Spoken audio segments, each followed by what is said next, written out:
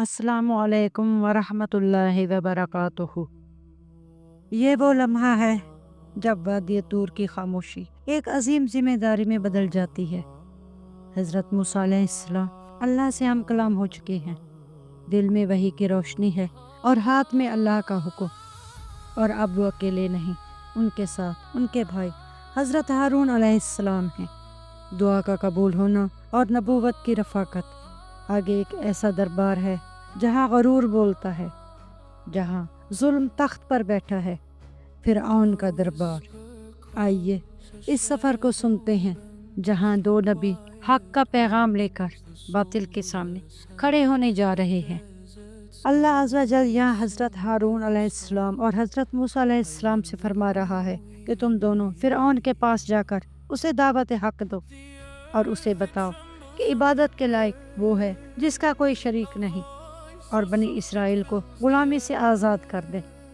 تیرے ظلم و ستم کی داستان بہت طویل ہو چکی ہے، اسے اب ختم کر دے۔ چنانچہ حضرت موسیٰ علیہ السلام نے فرعون سے کہا کہ بے شک ہم تیرے رب کی جانب سے دو دلیلیں لائے ہیں، ایک عصا اور دوسری ید بیضا، اور اس کے لیے سلامتی ہے جو ہدایت کو قبول کرے۔ پھر فرعون کو ڈراتے ہوئے فرمایا کہ بے شک ہماری جانب وحی ہوئی ہے، اس پر عذاب نازل ہوگا جو حق کو جھٹلائے گا اور بھلائی کا ارادہ ترک کر دے گا۔ پھر دونوں بھائی اللہ عز و جل کے حکم کے مطابق فرعون کے محل کی جانب چل دیے۔ جب وہ محل کے نزدیک پہنچے تو دیکھا کہ محل کے دروازے بند ہیں۔ حضرت موسیٰ علیہ السلام نے پہرے داروں سے کہا کہ جا کر فرعون کو بتاؤ کہ تمہارے دروازے پر اللہ کے نبی آئے ہیں۔ ان پہرے داروں نے دونوں بھائیوں کا مذاق اڑانا شروع کر دیا۔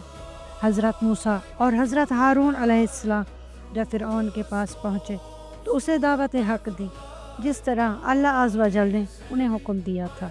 فرعون نے اللہ عز و جل کی اس دلیل کا انکار کر دیا اور حضرت موسیٰ علیہ السلام سے کہنے لگا کہ تم دونوں کا رب کون ہے؟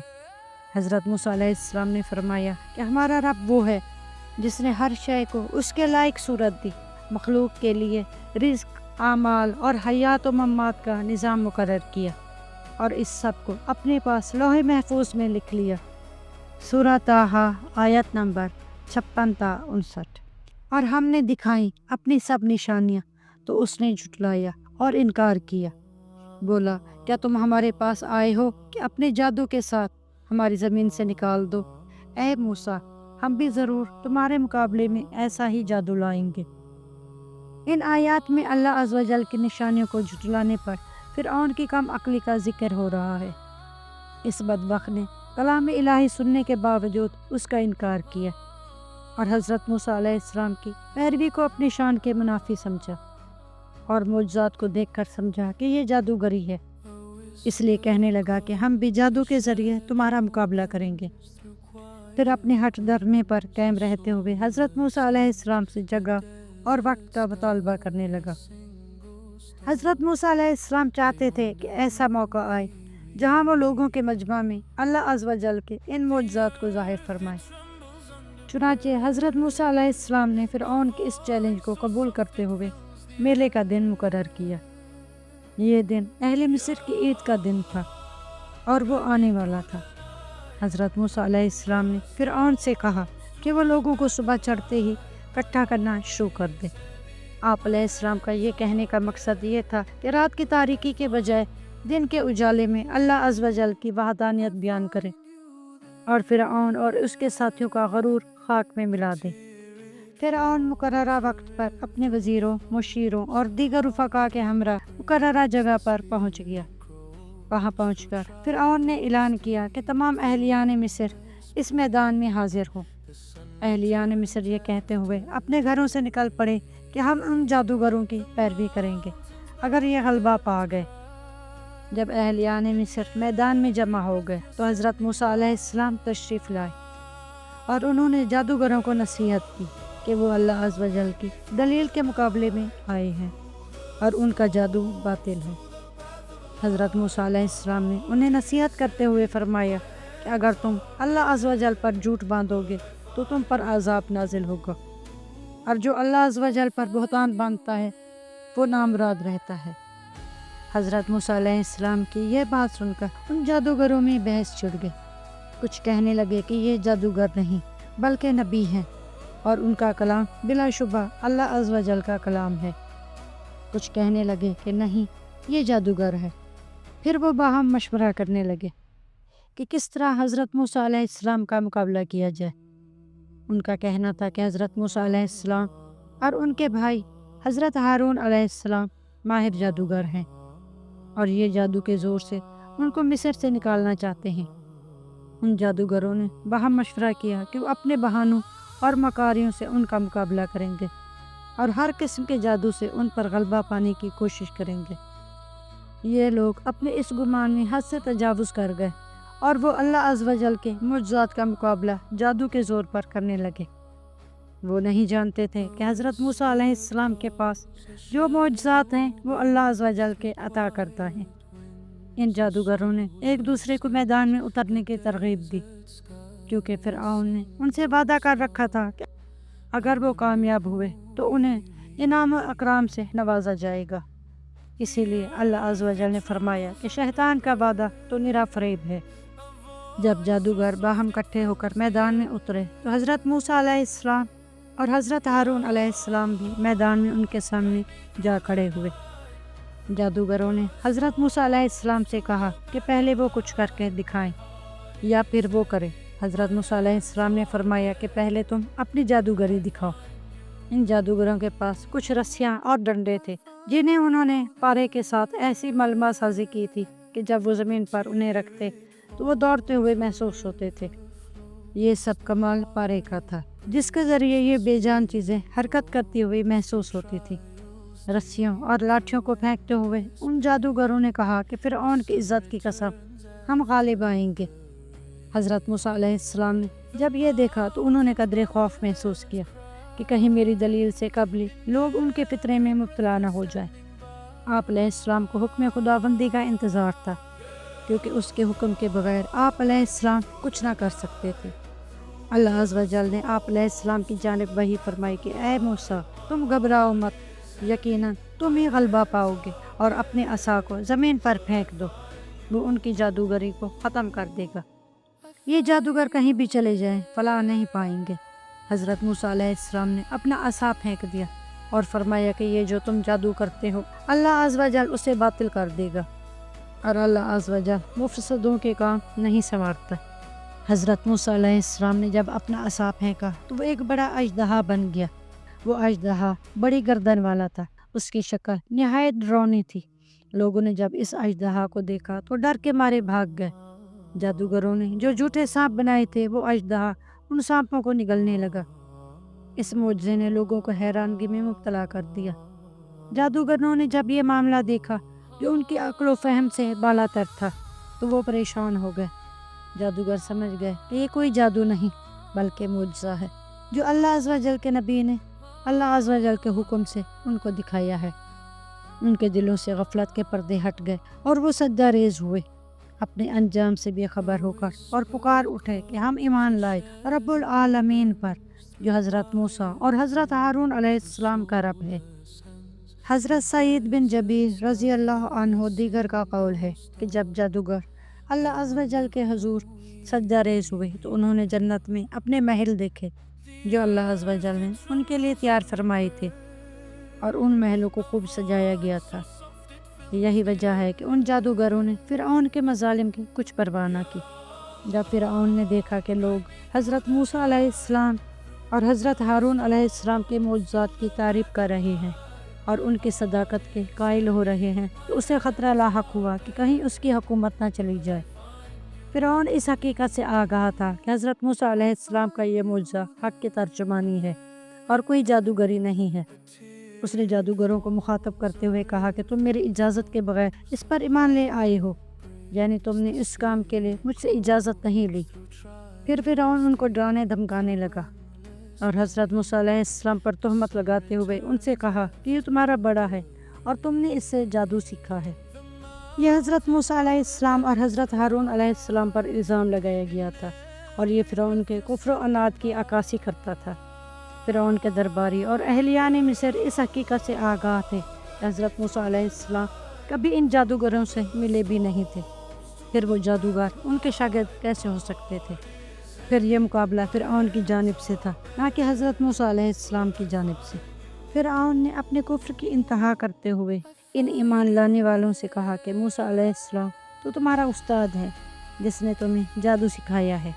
فرعون کا یہ الزام اللہ عز و جل کے رسول پر ایک بہتان تھا، اور یہ ایک بے بنیاد بات تھی جسے عام فہم لوگ بھی سمجھ سکتے تھے۔ فرعون نے حضرت موسیٰ علیہ السلام سے کہا کہ تم نے مکر و فریب سے کام لیا تاکہ تم اہلیان مصر کو نکال بحر کرو۔ اس کا انجام تمہیں عن قریب معلوم ہو جائے گا۔ پھر ان ایمان لانے والوں کو دھمکی دی کہ میں تمہارے ایک طرف کے ہاتھ اور ایک طرف کے پاؤں کٹوا دوں گا اور تمہیں سولی پر چڑھا دوں گا، یعنی تمہیں نیست و نابود کر کے رکھ دوں گا کہ تم نے میرا ساتھ چھوڑ دیا۔ تمہیں عبرت کا نشان بنا دوں گا تاکہ آئندہ کسی کو جرأت نہ ہو۔ تمہیں کھجور کے تنوں پر سولی چڑھاؤں گا۔ پھر فرعون نے دھمکی دیتے ہوئے کہا کہ میرے عذاب سے تم جان جاؤ گے کہ وہ کتنا سخت عذاب ہے۔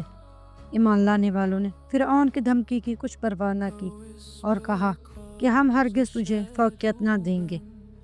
بے شک ہم اپنے رب پر ایمان لائے کہ وہ ہماری خطائیں معاف فرمانے والا ہے، اور جو تو نے ہمیں مجبور کیا جادو پر، اور اللہ بہتر ہے اور ہمیشہ رہنے والا ہے۔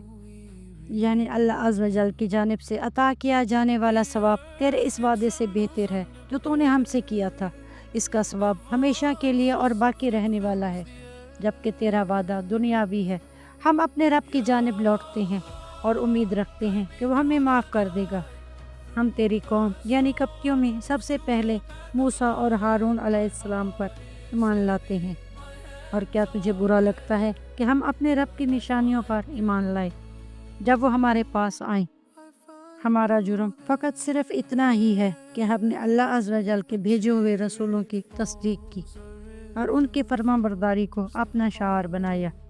پھر انہوں نے اللہ عز و جل کی بارگاہ میں یوں دعا کی، اے ہمارے رب ہم پر صبر انڈیل دے، یعنی ہمیں ثابت قدمی عطا فرما تاکہ ہم اس بدبخت کے شر سے محفوظ رہ سکیں، اس بدبخت کے ظلم سے ہمارے ایمانوں میں لغزش پیدا نہ ہو سکے، اور ہمیں دین حق پر موت عطا فرمانا۔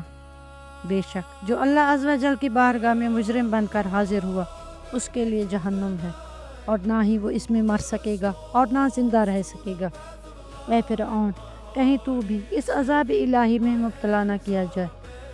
فرعون کے سرداروں نے فرعون سے کہا کہ وہ حضرت موسیٰ علیہ السلام اور حضرت ہارون علیہ السلام پر ایمان لانے والوں سے رعایت نہ برتے، کہیں وہ ان کو مغلوب نہ بنا لے۔ فرعون ان کی باتوں سے قائل ہوا اور اس نے حکم دیا کہ بنی اسرائیل کے لڑکوں کو قتل کر دیا جائے تاکہ ان میں لڑنے والے کم ہوں، اور ان کی بیٹیوں کو زندہ چھوڑ دیا جائے۔ اور بے شک ہم موسیٰ اور ہارون علیہ السلام اور ان پر ایمان لانے والوں پر غالب ہیں۔ حضرت موسیٰ علیہ السلام نے اپنی قوم کی حوصلہ افزائی کی اور انہیں خطاب کرتے ہوئے صبر و استقامت سے کام لینے کی نصیحت کی۔ آپ علیہ السلام نے فرمایا کہ زمین اللہ عز و جل کی ہے، وہ جسے چاہتا ہے اس کا مالک بناتا ہے، اور بہترین انجام صرف نیکوکاروں کا ہی ہوتا ہے۔ آپ علیہ السلام کی قوم بولی کہ ہم تو پہلے بھی ستائے گئے تھے، اور اب آپ علیہ السلام کے آنے کے بعد بھی ہمارے ساتھ یہی سلوک روا رکھا جا رہا ہے۔ حضرت موسیٰ علیہ السلام نے انہیں حوصلہ دیتے ہوئے فرمایا کہ ان قریب تمہارا رب تمہارے دشمنوں کو ہلاک کر دے گا، اور پھر وہ تمہیں اس زمین پر اپنا نائب بنائے گا، اور اس وقت وہ دیکھے گا کہ تم کیسے اعمال کرتے ہو۔ فرعون مصر کا بادشاہ تھا، حامان اس کا وزیر تھا، اور قارون بنی اسرائیل کا ایک امیر کبیر شخص تھا، اور وہ بھی فرعون اور دیگر کپتیوں کے مذہب پر تھا۔ اس کے پاس بے شمار مال و دولت تھی۔ حضرت موسیٰ علیہ السلام کی بعثت کے بعد بنی اسرائیل کے لڑکوں کا قتل اس وجہ سے کیا گیا تھا تاکہ ان کی افرادی قوت کم سے کم ہو اور ان میں مقابلے کی سکت باقی نہ رہے۔ کپتیوں کو ہمیشہ یہی ڈر رہتا تھا کہ کہیں بنی اسرائیل تعداد میں بڑھ گئے تو ان کی غلامی سے آزاد ہو جائیں گے۔ کپتیوں کے یہ تمام فریب تقدیر کے آگے بے بس تھے۔ حضرت ابن جریج رحمۃ اللہ علیہ نے حضرت عبداللہ بن عباس رضی اللہ عنہ سے روایت کیا ہے کہ کپتیوں میں سے ایک یہ شخص مسلمان ہوا تھا، اور دوسرا وہ شخص جو شہر کے آخری کنارے سے دوڑ کر حضرت موسیٰ علیہ السلام کو خبردار کرنے آیا تھا کہ فرعون نے ان کے قتل کا ارادہ کیا ہے۔ اور تیسری خوش نصیب فرعون کی بیوی حضرت آسیہ رضی اللہ عنہا تھی۔ حضور نبی کریم صلی اللہ علیہ وآلہ وسلم کا فرمان عالی شان ہے کہ بہترین جہاد جابر بادشاہ کے سامنے کلمہ حق کہنا ہے۔ اس موقع پر اس مومن کا فرعون جیسے ظالم و جابر کو حضرت موسیٰ علیہ السلام کے قتل سے روکنا کلمہ حق ہے، اور یہ جہاد کی بہترین قسم ہے۔ اس سے بہترین کلمہ حق کیا ہوگا کہ وہ مومن ایک نبی کے قتل سے ایک جابر بادشاہ کو روک رہا تھا۔ اس مومن نے فرعون کو قائل کرنے کی کوشش کی اور کہا کہ تم صرف اس وجہ سے حضرت موسیٰ علیہ السلام کے دشمن ہو رہے ہو کہ وہ کہتے ہیں کہ میرا رب اللہ ہے۔ یہ کوئی ایسا جرم نہیں ہے کہ جس کی سزا قتل ہو۔ اگر کوئی شخص یہ کہتا ہے تو وہ احترام کے لائق ہے اور تم اسے سزا دینا چاہتے ہو۔ اس مرد مومن نے قوم کو قیامت کے دن یعنی یوم التناد کا خوف دلایا۔ یوم التناد کے متعلق دو قول ہیں۔ ایک قول یہ ہے کہ اس سے مراد قیامت کا دن ہے۔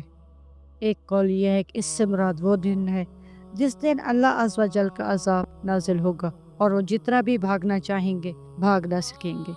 اس مرد مومن نے فرعون اور اس کے درباریوں کو باور کرایا کہ اس سے قبل حضرت یوسف علیہ السلام بھی مصر میں نبی بن کر تشریف لائے، اور اللہ عز و جل نے ان کی بدولت اہلیان مصر پر بے شمار انعام و اکرام فرمائے۔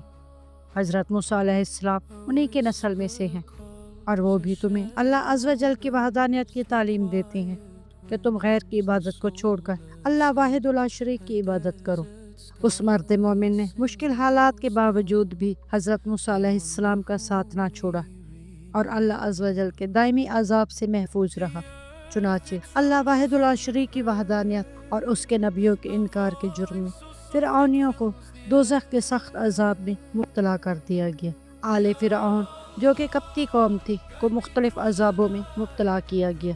پہلے تو وہ کئی برس تک قحط میں مبتلا رہے، پھر ان کے پھل کم کر دیے گئے۔ ان تمام سے انہوں نے کچھ عبرت حاصل نہ کی بلکہ سرکشی اور کفر پر قائم رہے۔ چنانچہ جب فرعون اور اس کی قوم حد سے تجاوز کر گئی تو اللہ عز و جل نے ان پر عذاب نازل فرمایا۔ یہ عذاب طوفان، ٹڈیوں، جوؤں، مینڈکوں اور خون کی شکل میں تھا۔ فرعون اور اس کی قوم پر طوفان کا عذاب بھی نازل ہوا۔ بنی اسرائیل اللہ عز و جل کی جانب سے نازل ہونے والے ان تمام عذابوں سے محفوظ تھے۔ بنی اسرائیل کا ان عذابوں سے محفوظ رہنا حضرت موسیٰ علیہ السلام اور حضرت ہارون علیہ السلام کی نبوت کی دلیل تھی۔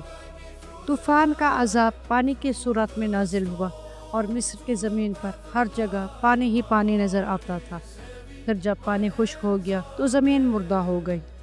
جب قحط سالی نے صورتحال کو مزید خراب کر دیا تو مجبور ہو کر یہ حضرت موسیٰ علیہ السلام کے پاس آئے اور کہنے لگے کہ اپنے رب کی بارگاہ میں دعا کریں کہ وہ ہم پر سے اس عذاب کو اٹھا لے، ہم تم پر ایمان لے آئیں گے اور بنی اسرائیل کو بھی غلامی سے نجات دے دیں گے۔ حضرت موسیٰ علیہ السلام نے اللہ عز و جل کی بارگاہ میں دعا کی اور ان سے عذاب ٹل گیا۔ عذاب ٹلنے کے بعد قبطی قوم اپنے وعدے سے منحرف ہو گئی۔ پھر ان پر ٹڈی کا عذاب نازل ہوا جس نے ان کے سب کھیت اور درخت صاف کر دیے۔ قبطی قوم ایک مرتبہ پھر حضرت موسیٰ علیہ السلام کے پاس آئی اور منت کی کہ اگر یہ عذاب ان سے اٹھا لیا جائے تو وہ ضرور ایمان لے آئیں گے۔ حضرت موسیٰ علیہ السلام نے ایک مرتبہ پھر اللہ عز و جل کی بارگاہ میں دعا کی اور ان سے عذاب ٹل گیا۔ قبطی قوم ایک مرتبہ پھر اپنے وعدے سے منحرف ہو گئی اور پھر ان پر جوؤں کا عذاب نازل ہوا۔ قبطی قوم جب جوؤں کے عذاب سے بھی تنگ آ گئی تو ایک مرتبہ پھر حضرت موسیٰ علیہ السلام کے پاس آئے اور درخواست کی کہ آپ علیہ السلام دعا کریں کہ یہ عذاب ہم سے ٹل جائے، ہم ضرور ایمان لائیں گے۔ حضرت موسیٰ علیہ السلام نے اللہ عز و جل کی بارگاہ میں دعا کی اور جوؤں کا عذاب ان سے اٹھا لیا گیا۔ عذاب کے ٹل جانے کے بعد قبطی قوم ایک مرتبہ پھر اپنے وعدے سے منحرف ہو گئی اور پھر اللہ عز و جل نے ان پر مینڈکوں کا عذاب نازل فرمایا۔ مصر میں مینڈکوں کی کثرت ہو گئی اور یہ مینڈک ان کے گھروں، کپڑوں، کھانے پینے کے برتنوں میں داخل ہو گئے۔ جب وہ اس عذاب سے بھی تنگ آ گئے تو انہوں نے ایک مرتبہ پھر حضرت موسیٰ علیہ السلام سے درخواست کی حضرت موسیٰ علیہ السلام نے اللہ عز و جل کی بارگاہ میں دعا کی تو یہ عذاب بھی ان سے ٹل گیا۔ عذاب ٹلنے کے بعد قبطی قوم ایک مرتبہ پھر اپنی حق ڈرمی پر قائم ہو گئی، اور پھر اللہ عز و جل نے ان کے پانی کو خون میں بدل دیا۔ وہ جس جگہ سے بھی پانی پینے کے لیے نکالتے، پانی کی جگہ سے خون نکل آتا تھا۔ حضرت موسیٰ علیہ السلام نے اپنی قوم کو اللہ عز و جل پر کامل بھروسہ اور اسی سے مدد مانگنے کی نصیحت فرمائی۔ آپ علیہ السلام نے اپنی قوم کے مسلمانوں کو سمجھایا کہ اللہ عز و جل کی بارگاہ میں دعا کرو اور اس کے احکامات پر عمل پیرا ہو۔ اگر تم اس کے بن جاؤ گے تو وہ تمہاری مشکل حل فرما دے گا اور بہتری کی کوئی صورت پیدا فرما دے گا۔ آج ہم نے دیکھا کہ حضرت موسیٰ علیہ السلام اور حضرت ہارون علیہ السلام نے فرعون کے دربار میں حق کی دعوت دی، جادوگروں سے مقابلہ ہوا اور مصر کے لوگوں پر مختلف عذاب آئے۔ یہ سب اللہ کی قدرت اور حق کی جیت کا نشان تھا۔ اگلے حصے میں ہم دیکھیں گے کہ کیسے فرعون اپنی ضد پر قائم رہا اور آخر کار دریا میں غرق ہو گیا۔ اگر آپ کو یہ سلسلہ پسند آ رہا ہے تو ویڈیو کو لائک کریں، چینل کو سبسکرائب کریں اور اپنی دعاؤں میں ہمیں یاد رکھیں۔ اللہ ہم سب کو حق سمجھنے اور اس پر چلنے کی توفیق عطا فرمائے، آمین یا رب العالمین۔ مجھے اپنے دعاؤں میں یاد رکھیے گا۔ ملتے ہیں اگلی ویڈیو میں، تب تک کے لیے اللہ حافظ۔